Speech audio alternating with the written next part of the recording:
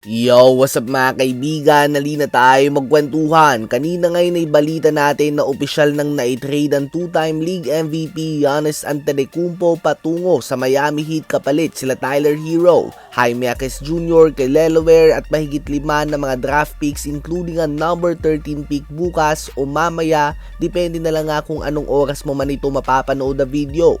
Ganun pa man dahil sa trade na ito ay madami din nga ang nawala sa team ng Heat.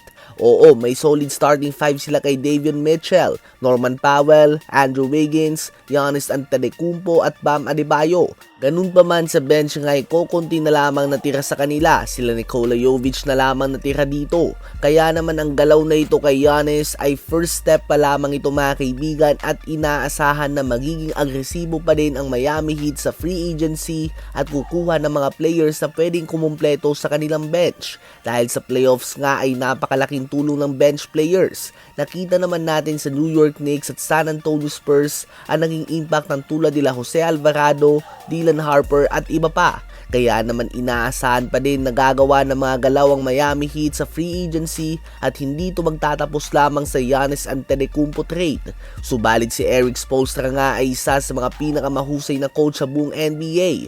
Kahit mga undrafted players o mga player na galing sa G League ay nagiging starting caliber tuwing nahahawakan niya. Kaya naman makikita nga natin kung magkakaroon ba ang Miami Heat ng sapat na lalim ng lineup upang mapabagsak ang reigning NBA champions New York Knicks. Ano ba masasabi nyo tungkol dito? Sa palagay nyo ba ay may sapat ng talento at husay ang Miami Heat upang maghari sa Eastern Conference?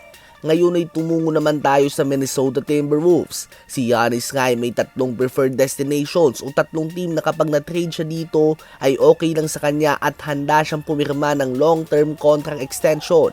Ito nga ay ang Miami Heat, Boston Celtics at Minnesota Timberwolves. Ganun pa man hindi nga naging maganda ang offer ng Timberwolves kaya naman naging Celtics at Heat na lamang ang gawan kay Giannis. Well, hindi man nila nakuha si Giannis subalit agresibo silang gumagawa ng mga galaw ngayon. Ang All-Star Julius Randle kasama ang number 28 pick bukas ay trinade na nga nila patungo sa Brooklyn Nets kapalit lamang ang number 33 pick. Habang si Nick Claxton naman ay mapupunta na nga sa Chicago Bulls. Obviously, talo dito Minnesota Timberwolves. Subalit ginawa nga nila ang trade na ito upang magkaroon ng sapat na cap space for a bigger move. Posibleng kunin nga nila si Ja Morant mga kaibigan. Isa pang dahilan sa trade na ito ay para nga maibigay na kay Naz Reid ang starting power forward position. Matapos ang madaming taon na pagiging 6-man ng team kahit na obvious naman na may talento ito na pang starter.